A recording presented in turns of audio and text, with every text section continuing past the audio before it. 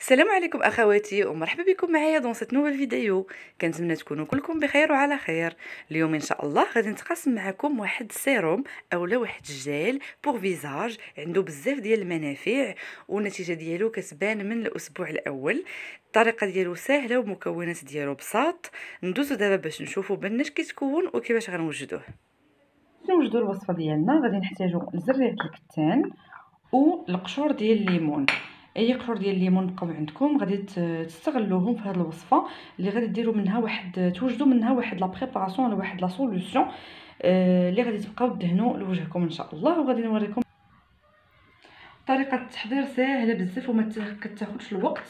هاد القشيرات ديال الليمون غادي نقطعوهم غير القطع عشوائيه، يعني ماشي ضروري تكون صغيره، غير باش ما ياخذوا ليناش بلاصه بزاف وحتى وقت بزاف باش يدبالوا. كتعرفوا فاش كتكون الحاجه مقطعه صغير دغيا كطيب. حنا غادي يهمنا غير نستخلصوا منهم هادوك المنافع اللي فيهم. نتوما كتعرفوا الليمون فيه لا فيتامين سي بواحد النسبه اللي هي عاليه، والقشره ديالو فيه بزاف ديال المنافع حتى هي. ناخذ معلقه وغادي ناخذ معلقه كبيره ديال زريعه الكتان. بالنسبه للبنات اللي كياخذوا زريعه الكتان من عند العطار ضروري ما تنقيوها. نزيدو معاهم كاس كبير ديال الماء. صافي دابا غادي نديروهم ديريكتومون فوق نار مهيله ونخليوه تيغلى. راكم عارفين الطريقه اللي كتستخلص بها الجيل ديال زريعه الكتان حتى يطلق هذيك الكشكوشه ديالو البيضاء. ومن بعد غادي نصفيوه. المهم نتوما غادي تشوفوا معايا المراحل. ديروه فوق من البوطه، حركوا شي شويه. نتوما كتعرفوا زرع الكتان فاش كتبغي فاش كتقيس الماء، يعني فاش كتسخن شويه كتلصق. حركوا غير شويه راه غتحيد لكم من تحت الكاسرونه. الريحه ديالو غزاله، عرفتي مع هذاك القشور ديال الليمون كيعطي واحد الريحه زوينه. هاد الماسك هذا اولا هاد الجل اللي كنحضروا دابا غيعجبكم بزاف، وغادي يشكركم مواتكم كاملين وحمواتكم وخالاتكم واي وحده غادي تشاركوه معاها، حيتاش فريمون تصلح بزاف البشره اللي كتكون بدات كتنقص منها الكولاجين، وكيصلح حتى البنات اللي عندهم تجاعيد، يعني كاع السيدات اللي عندهم تجاعيد. هذه راه وصفه زوينه، انا كنت شفتها في قناه اجنبيه غير في انترنت وبديت كنجربها.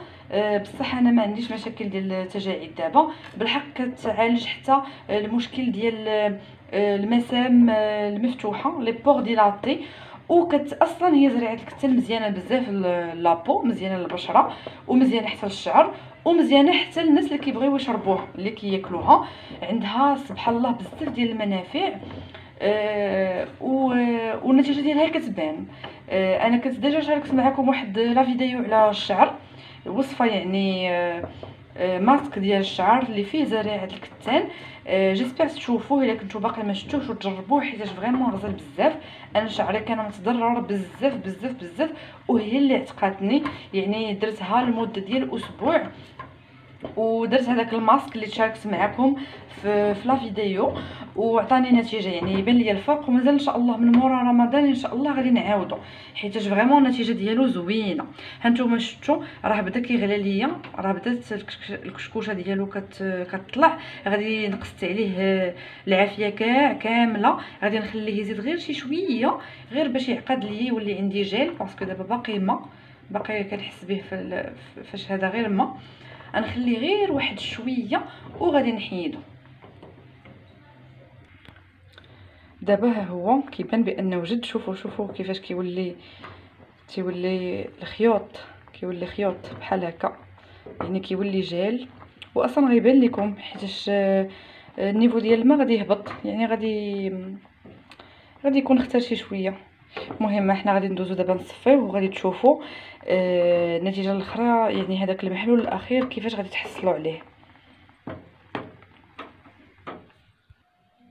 دابا غادي تاخذوا شي اناء اللي غادي تصفيو فيه وصفايه.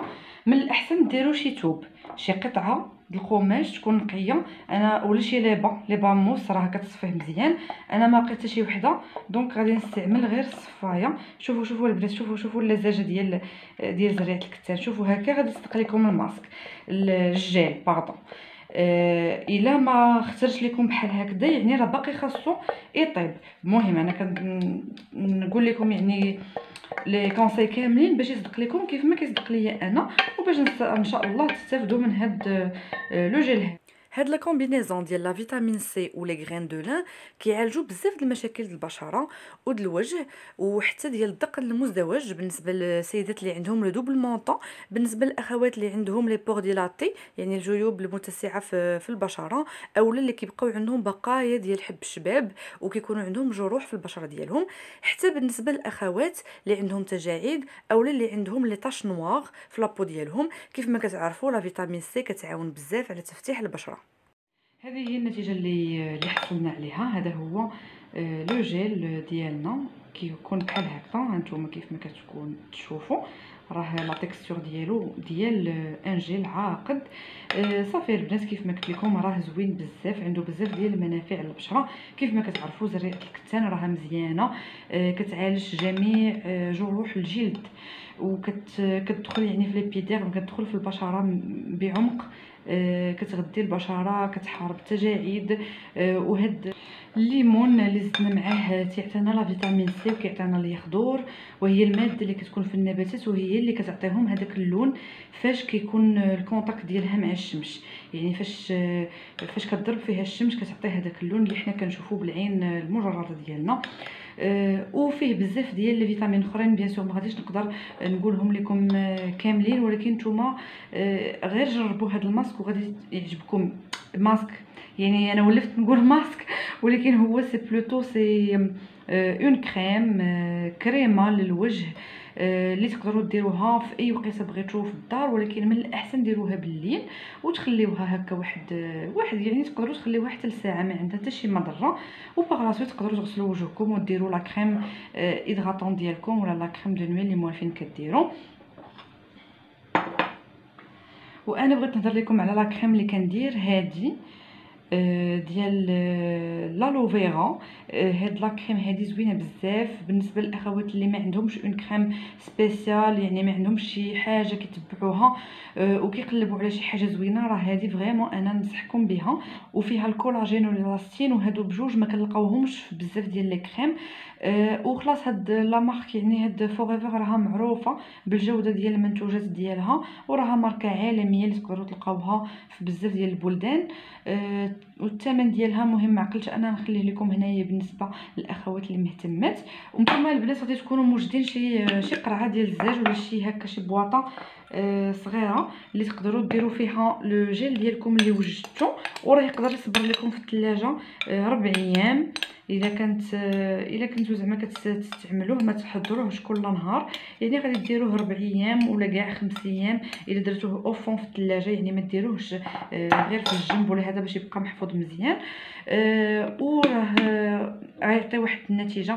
استعملوه اقل حاجه ديروه واحد الاسبوع كل نهار وغادي تردوا عليا الخبر. ما تنساوش تخليو لي الراي ديالكم في التعليق كيف ما كنطلب لكم من العاده. ولا اول مره كتكتشفوا القناه مرحبا بكم، ما تبخلوش علينا، اشتركوا معنا في القناه وخليو لي لايك لهاد لا فيديو. اما انا فغادي نخليكم على خير ونتلاقاكم في الفيديو الجاي ان شاء الله مع فكره جديده. السلام عليكم.